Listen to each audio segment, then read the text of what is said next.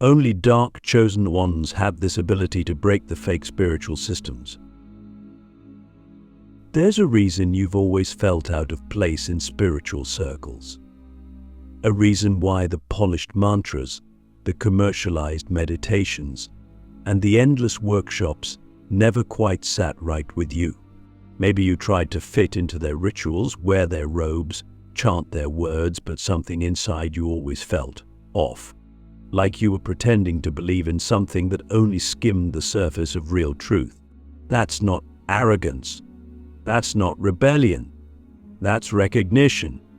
Because the truth is this: only dark chosen minds have the ability to break the fake spiritual systems. And if you're here, still watching, still listening, then you might be one of us. From the outside, the spiritual world looks pristine. Peaceful music, incense smoke spiraling through the air, smiling faces gathered in circles of light. But underneath that surface, behind the Instagram posts and the plastic crystals, there's a rot, a subtle manipulation, a quiet, insidious lie that says enlightenment can be bought, that awakening is a product, that suffering is a sign of failure. Have you ever noticed how these systems promise freedom, but only if you follow their paths exactly? They talk about liberation, but they demand you surrender your own inner voice. That is not truth. That is spiritual programming. And it takes a dark chosen one to see through it. Click subscribe to this channel to get more profound spiritual lesson. We are not here to feel good all the time. That's the first myth we must destroy. Spirituality is not about escaping your pain, it's about descending into it, facing it, learning its language. And in that descent, we find something more valuable than bliss. We find our power. That's why the fake systems fear us, because we don't flinch at darkness. We don't run from the ugly parts of the human soul. In fact, we're drawn to them not because we are broken, but because we know that's where the real transformation happens. You've probably felt this yourself. That pull toward the uncomfortable, that instinct to challenge what others accept, that refusal to nod along just to keep the peace. That's not defiance. That's your soul remembering its mission. The ability to break fake systems doesn't come from anger. It comes from clarity. The dark chosen one sees through illusion like a blade cuts through fog. We can walk into a spiritual gathering and feel the energy is off even if everyone else is smiling. We can hear a guru speak and sense the hollowness in their words, no matter how poetic they sound. We can sit in meditation and sense that the silence being sold to us is not real stillness, but spiritual sedation. And we don't just see these things, we name them. We speak them aloud. We shatter comfort to reveal truth. That's why we are often cast out, labeled too intense, too negative, or not aligned. But let me ask you this: aligned with what? If the system you're supposed to align with was built on fear, control, and profit, then misalignment is a blessing. It's your soul's immune system rejecting spiritual toxins. But here's the deeper wisdom: we're not here to burn everything down blindly. We are not anarchists of the soul. We are surgeons. And before a surgeon saves a life, they must cut through flesh. They must go deep. They must enter the body of the system and remove what's infected. That's what we do.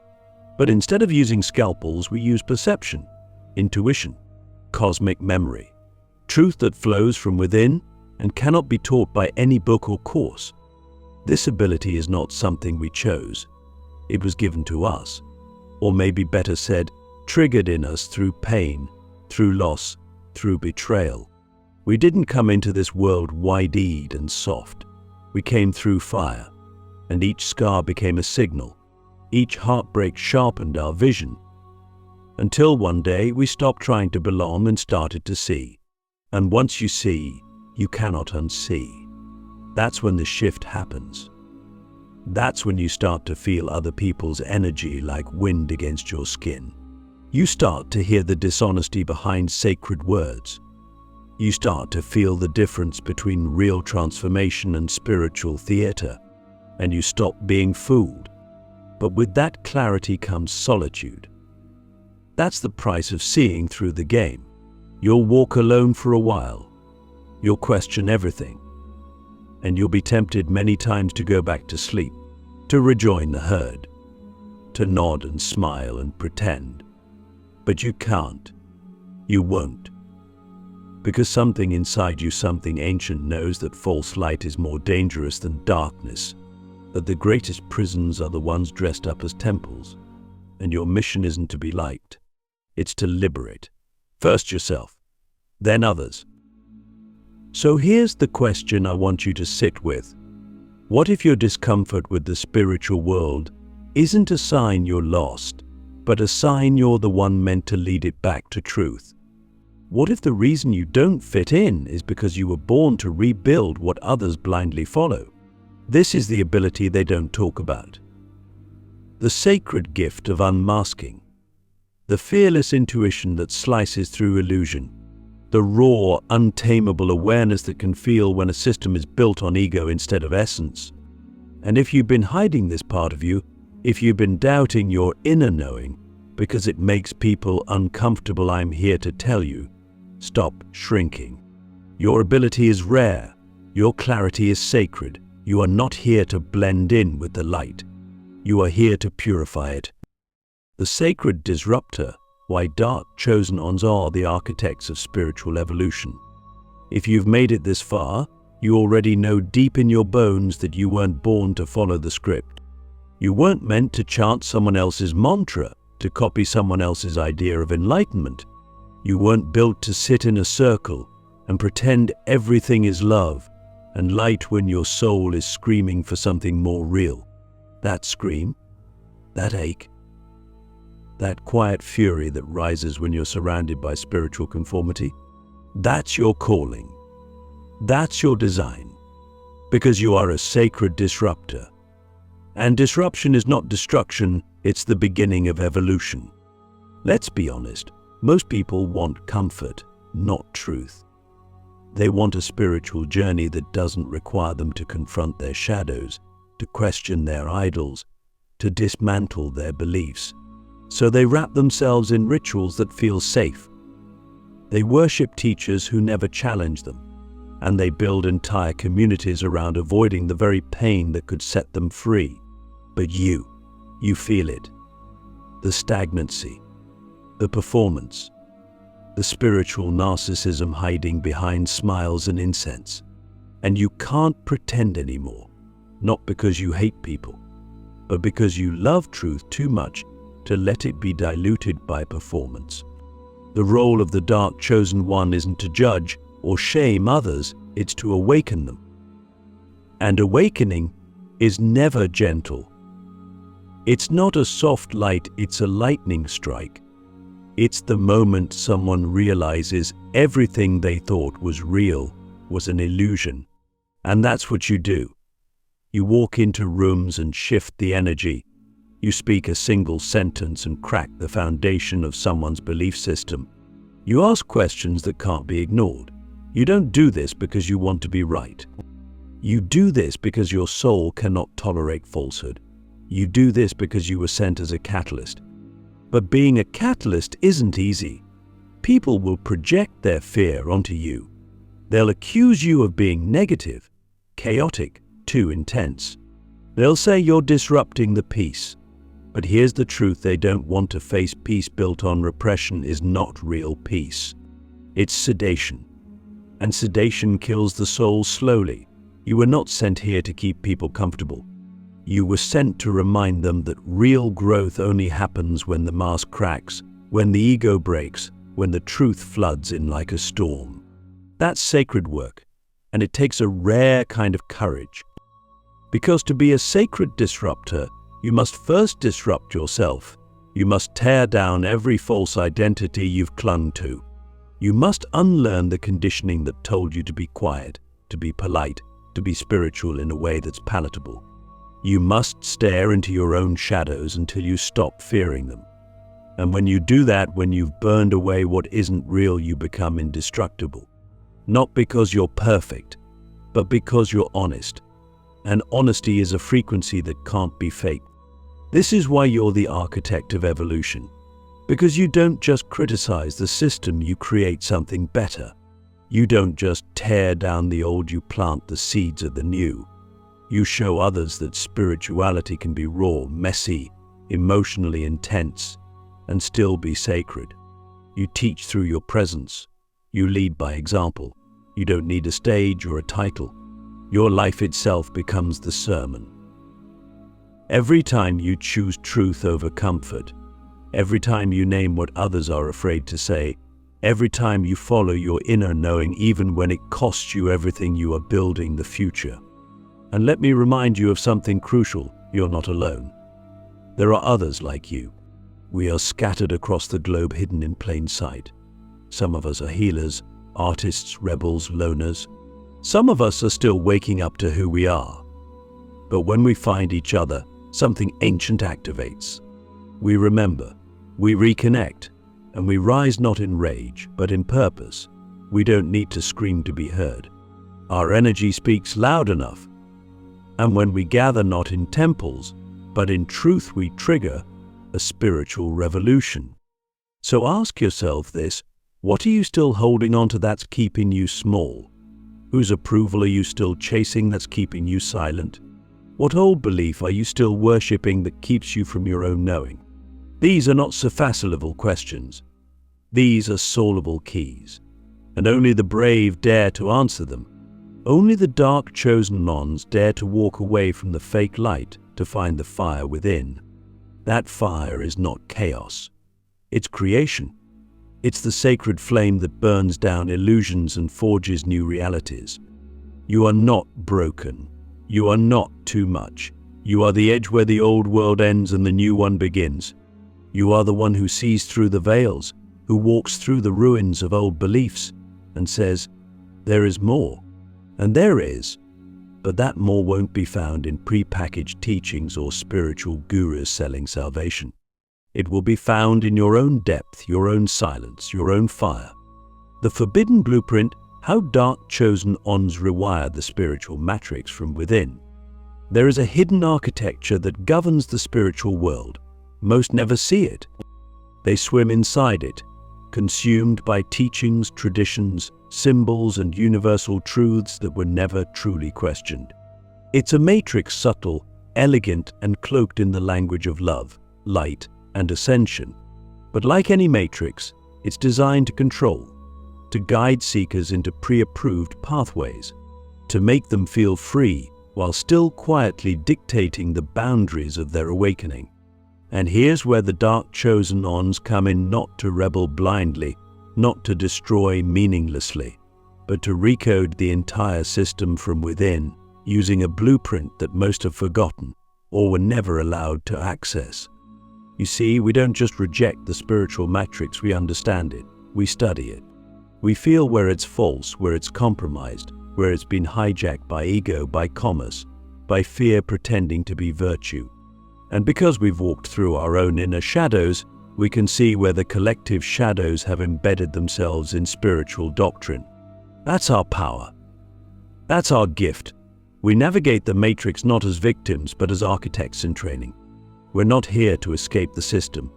We're here to rewrite it. And to do that, we must first reclaim the forbidden blueprint.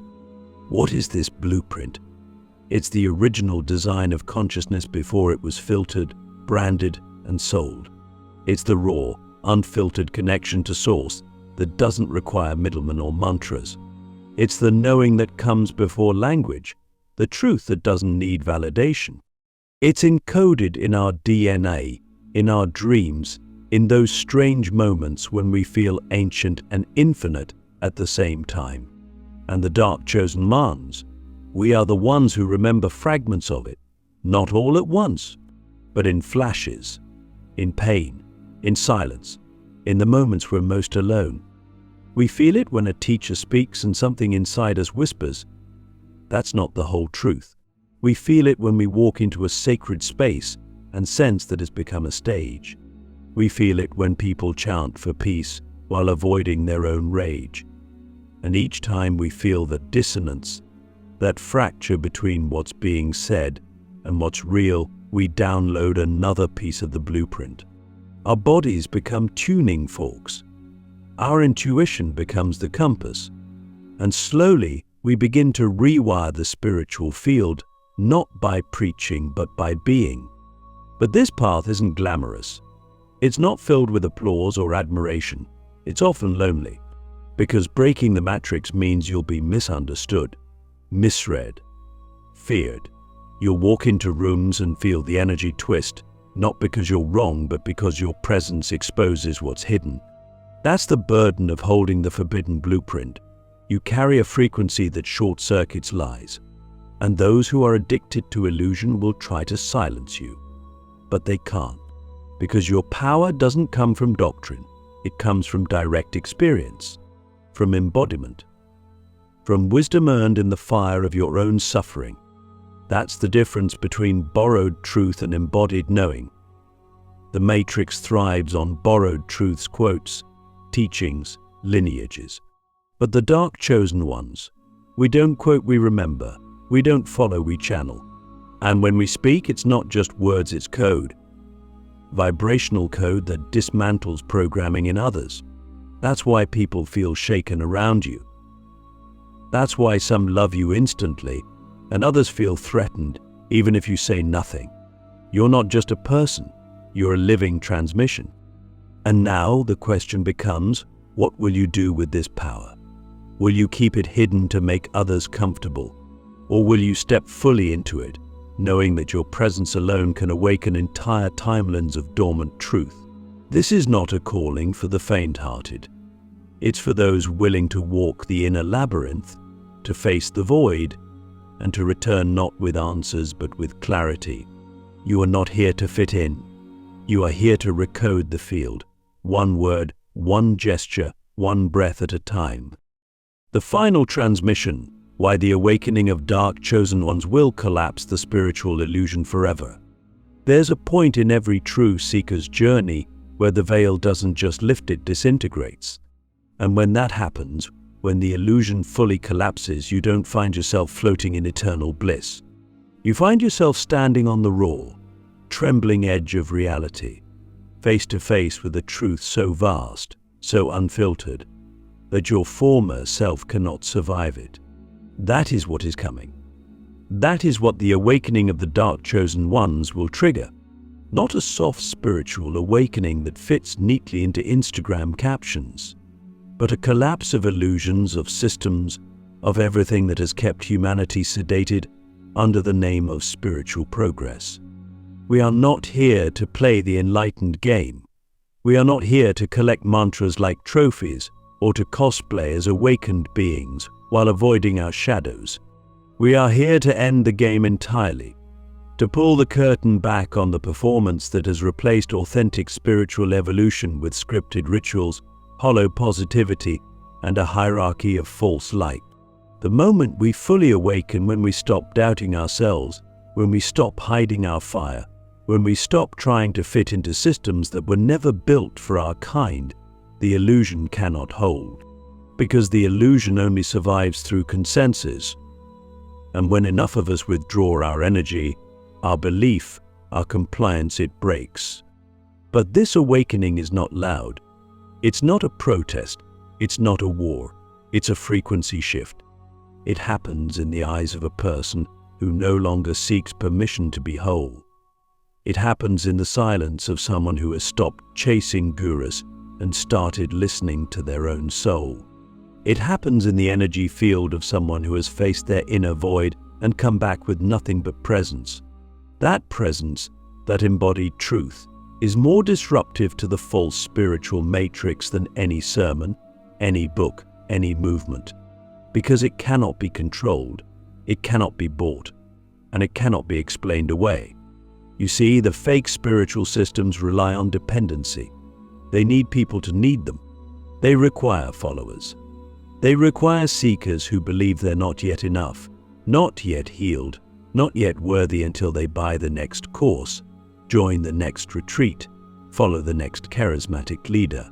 But when a dark chosen one wakes up, that entire cycle ends. Because we don't seek from lack. We seek from remembrance. We don't follow because we're lost.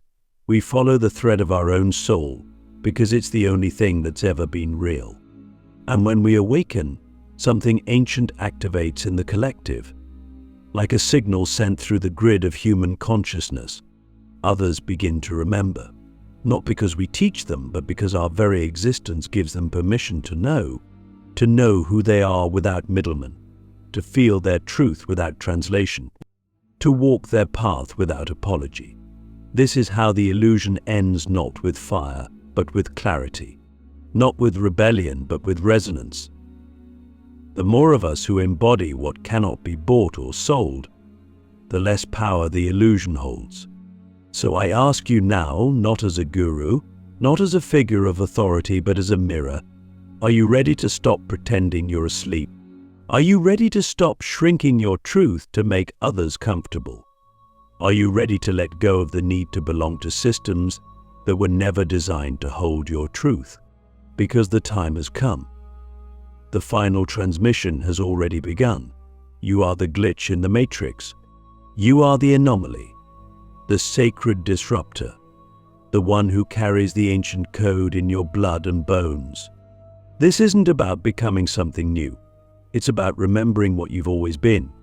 And the moment you do, the illusion will no longer recognize you. Because you are no longer playing its game. You are walking beyond it, carving a path not with certainty, but with sovereignty.